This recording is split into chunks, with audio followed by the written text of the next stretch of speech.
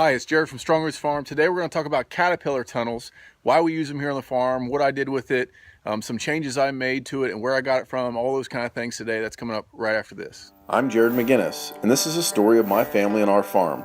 About a year ago, we purchased a small rundown farm and began working to transform it into a local, sustainable food source for our community. Please subscribe and come with us on this journey of faith, family, and healthy food. We are Strong Roots Farm.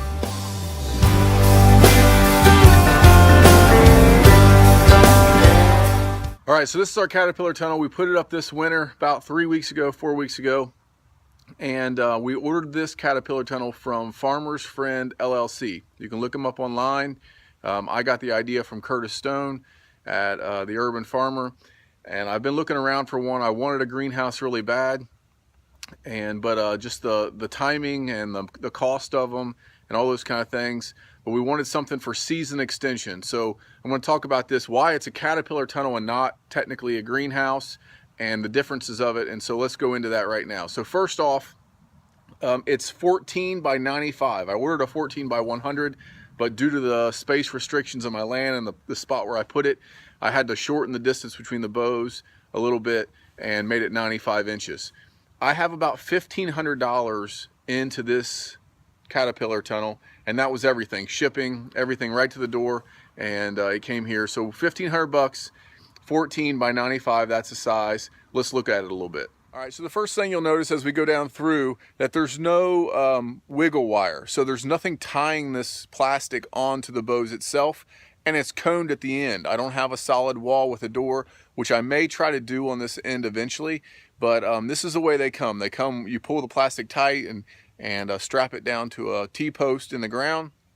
And instead of using wiggle wire to attach it, it's got these cords. So this nylon rope goes X's over each branch, and that's what holds it down. So you can raise and lower it. And so by raising it, all I have to do is simply slide up on the plastic. You can see here, I've just slid up on it, enough for me to go inside and make this video.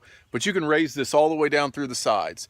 They also send these clip hangers that you wrap around each pole, and it holds the plastic up where you need it to go. So if you want to vent, it's easy to vent, and then at night you can just pull the sides back down. It's very quick, very easy.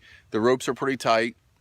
And let's talk about why I like this versus the actual wiggle wire and what some things that have happened. So about a week ago here in southern Ohio, there was a kind of a span, 2 or 3 days of really high winds. In fact, about a quarter mile from my house, a tornado touched down, destroyed an airplane hangar and a couple barns, tore roofs off of homes, just the shingles and things, caused a lot of damage. I know a friend who lost a greenhouse, just completely ripped the plastic off because it was held tight. This greenhouse or caterpillar tunnel was damaged, but all it did was take the plastic and simply rotate it up on the other side. We unlaced it, pulled the plastic back, relaced it, got it a little tighter this time. No damage due to the fact that it wasn't strapped down so tight that it didn't cause rips. So that's one benefit to having a caterpillar tunnel versus an actual greenhouse. Let's go inside and take a look. So this is the inside of our greenhouse or caterpillar tunnel. I can reach up and touch the ceiling. I'm 6'4", so we got at least 7 feet here of clearance, no problem, even on the side. So as we go over here to the side, I'm about 2.5 feet, 3 feet before I hit my head. So I've got plenty of room to work in here. I think the peaks are actually 8.5 feet. So the greenhouse or caterpillar tunnel, as it goes down through, the whole purpose of this is going to be for season extension for us. So it's going to allow us to grow greens in the winter. We get them up in September and October, and they stay throughout the winter.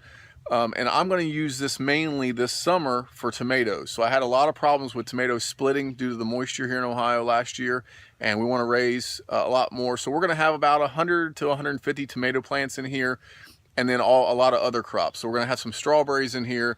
We're going to have some early lettuces in here as we interplant. We're going to have some early green beans in here as we interplant, some salad mixes, different things like that. That's kind of the plan for this as we go throughout this year and as we start this season. Right now, temperatures, let's talk about that. This is single layer poly, okay? So during the day when the sun is out, it's been getting between 55 and 60 right now in mid-March. We've had a really weird early spring. So this winter was not that bad. The weather wasn't bad. We didn't have a ton of snow. But then we hit March and we got snow and we got really cold weathers. But this week it's supposed to be in the 60s during the day, maybe mid to low 50s even, and then at night it's in the high 30s to mid 40s. So if we look here, I have a thermostat that tells me what happened the last 24 hours. It is about 50 degrees outside. The sun is down. It's been raining all day, so it's only 60 degrees in here right now. The high it got up to today was 86, and the low last night was 45 degrees. So it was way below 40 last night, and the greenhouse or caterpillar tunnel held its temperature pretty well, even though it's only single poly. I'm going to show you a change that I made though, and you might not want to do this if you buy one of these caterpillar tunnels. So one thing that I wanted to do, we said, was tomatoes, right? So I wanted to tie up. I wanted to have something to tie up. So I bought this 1/2-inch conduit and I ran it down on both sides where I'm going to tie up these tomatoes. So I'm going to have 2 rows of tomatoes with a bed in the middle of greens.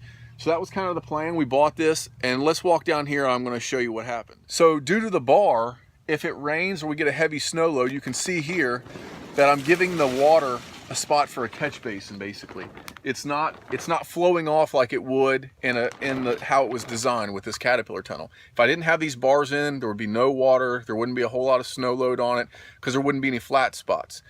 So the purpose for the bars is going to help me, but it hinders me a little bit. And when we have a lot of rain like we did today, I have to come out here and push that water up and get it off. So I'll do that right now. I'm really happy with the caterpillar tunnel. I'm a Farmer's Friend. I've got a lot of their stuff. I really like what they're doing.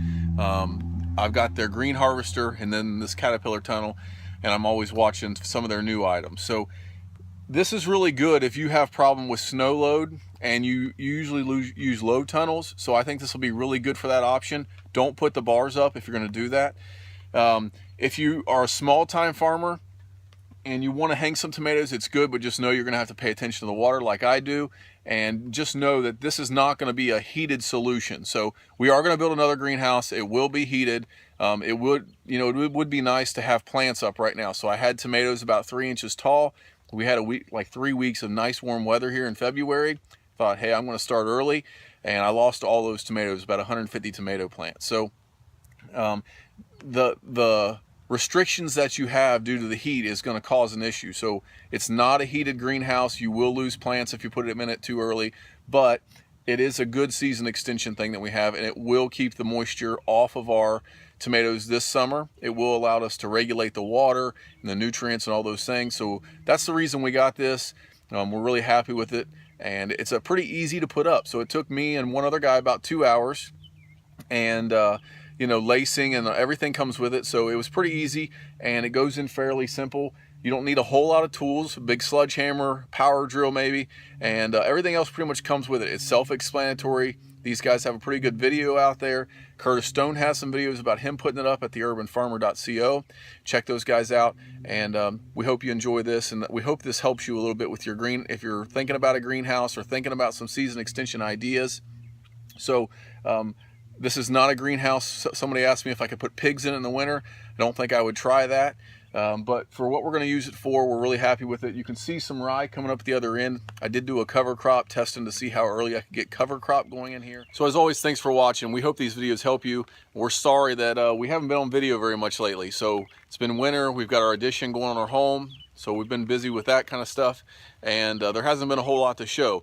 You can see the fields are nice and green. If you walked out in the pastures, which I'll show in a few weeks, there's a huge difference of where I planted cover crop and where I did not. You can see the hairy vetch coming in, the rye is coming in, the turnips are there. Even though they froze, they're still coming back. It's kind of amazing. So we're happy with that. We're going to go over the cover crops. We'll go over our crops, and we'll let you know how our U-pick is going this summer as we've ventured into that some with some of our customers. So thanks for watching. As always, thanks for watching. Tell your mama and them. Subscribe and comment to continue with us on this journey. And don't forget to check out Noah Smith at noahsmithmusic.com.